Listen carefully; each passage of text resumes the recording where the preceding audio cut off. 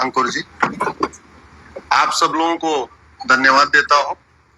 खबर पालिका के सभी सदस्यों को, आप लोग इस बहुत ही महत्वपूर्ण विषय के लिए सब लोग इकट्ठा हुए हैं। भारत संविधान से चलता है। संविधान का मतलब ही है समविधान, सबके लिए एक समान विधान, एक जैसी व्यवस्था सबके लिए। भारत के संविधान में वैसे वक्फ शब्द नहीं है। भारत के संविधान में चैरिटी शब्द है। उसी को, चैरिटी को हिंदू दान कहते हैं, मुस्लिम्स उसको वक्फ कहते हैं। दान सब लोग करते हैं, हिंदू भी करते हैं, जैन भी करते हैं, बौद्ध भी करते हैं, सिख भी करते हैं। लेकिन दान हमेशा अपनी वस्तु का किया जाता है। दान बहुत ही पवित्र शब्द है, वक्फ बहुत ही पवित्र शब्द है। इसका मतलब यह हुआ कि पहली बात तो वक्फ वो जमीन की जाती है जो अपनी होती है, दूसरों की नहीं की जाती है। दूसरा, जो जमीन वक्फ हो जाती है वो केवल उसी कार्य के लिए उपयोग होती है जिस कार्य के लिए उसको वक्फ किया गया। दान जिस लिए किया जाता है उसी के लिए उपयोग होता है। मैं माननीय प्रधानमंत्री जी को धन्यवाद दूंगा, आभार व्यक्त करूंगा कि उन्होंने ये जो पुराना वाला वक्फ एक्ट था इसको संशोधित करके नया कानून बनाया। ये पुराना वाला कानून केवल अनकॉन्स्टिट्यूशनल नहीं था बल्कि अनकुरानिक और अन इस्लामिक भी था। तो मैं आपको 3 विषय बताऊंगा कि ये पुराना वाला कानून असंवैधानिक भी था, अनकुरानिक भी था, अन इस्लामिक भी था। नया कानून उन तीनों तरीके से फिट बैठता। अन इस्लामिक क्यों? अन इस्लामिक इसलिए कि वक्फ जिस लिए किया जाता है वो जमीन उसी उपयोग के लिए आना चाहिए। अब किसी ने अगर जमीन वक्फ कर दिया और उस पे अगर बियर बार खुल गया और शराब पीना इस्लाम में हराम है तो अपने आप में एक तरीके से वक्फ की धज्जियां उड़ गई। अगर वक्फ की हुई जमीन पे डांस बार खुल गया और डांस करना ही इस्लाम में हराम है तो उस वक्फ की प्रॉपर्टी की पूरी, मतलब जिस लिए किया गया वो सब बेकार हो गया। अगर वक्फ की प्रॉपर्टी पे शुअर का गोश्त बेचा जा रहा है तो वो पूरा वक्फ बेकार हो गया।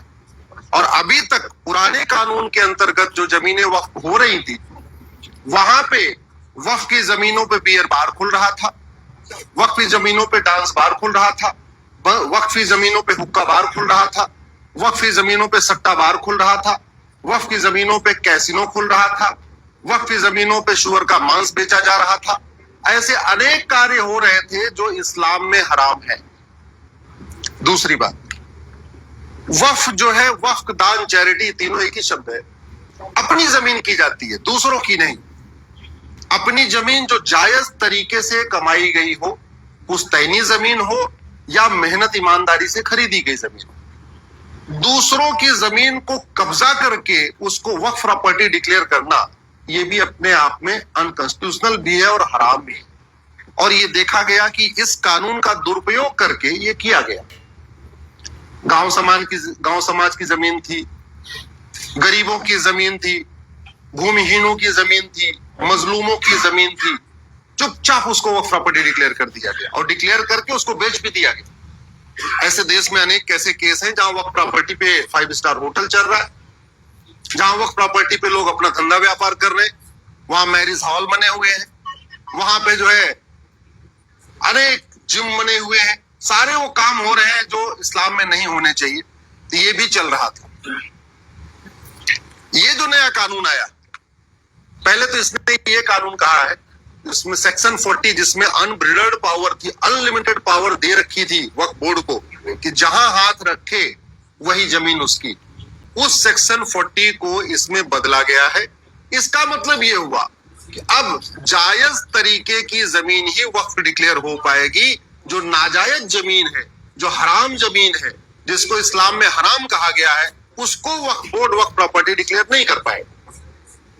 मैं इसको रिपीट कर देता हूं एग्जांपल के अनुसार। जैसे मान लीजिए मुझे पैसा दान करना है तो मैं अपना ही पैसा दान करूंगा, किसी दूसरे की पॉकेट मार के दान नहीं कर सकता। अगर मुझे कोई गाड़ी दान करना है, कोई एम्बुलेंस दान करना है तो मैं अपनी ही जमीन को दान करूंगा, अपनी जमीन, अपनी गाड़ी, एम्बुलेंस खरीद के दान करूंगा।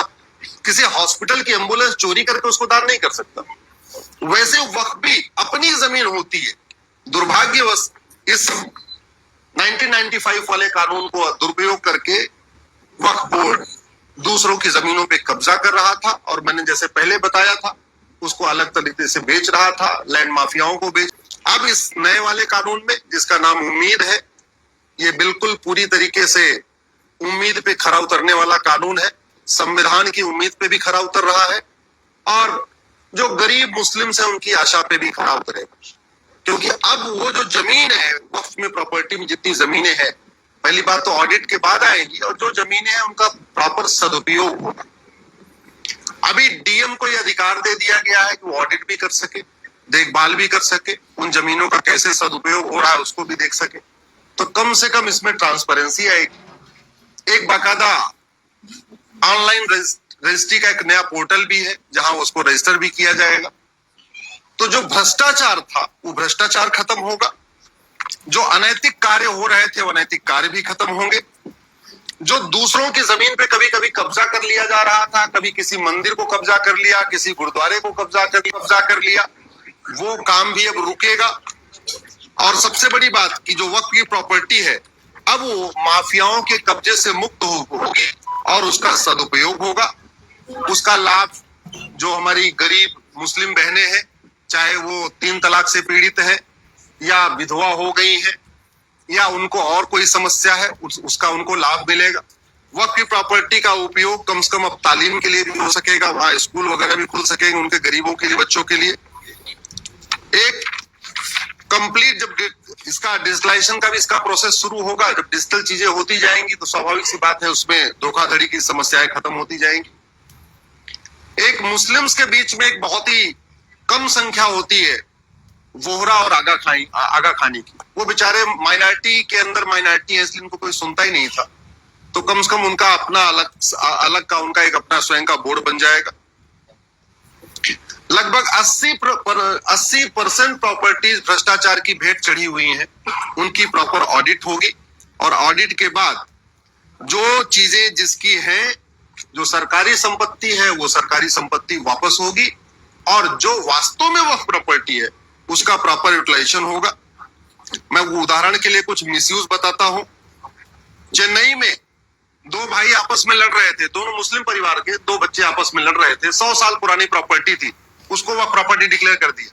न माँ बाप ने कभी वक्फ किया, न दादा दादी ने कभी वक्फ किया। तो चूंकि दोनों भाई लड़ रहे थे इसलिए वक्फ बोर्ड की उसमें नजर पड़ गई, उसको वक्फ प्रॉपर्टी डिक्लेयर कर दिया।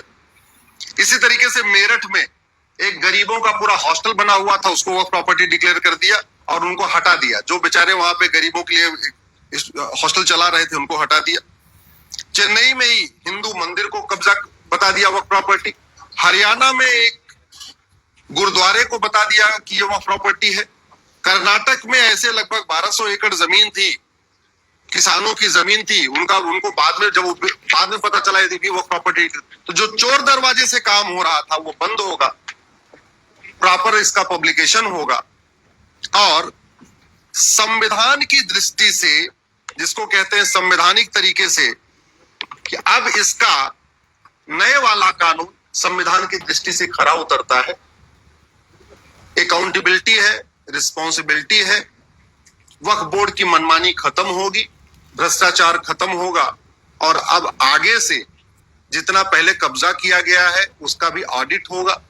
जिन माफियाओं ने कब्जा कर रखा है उनको कागज दिखाना पड़ेगा।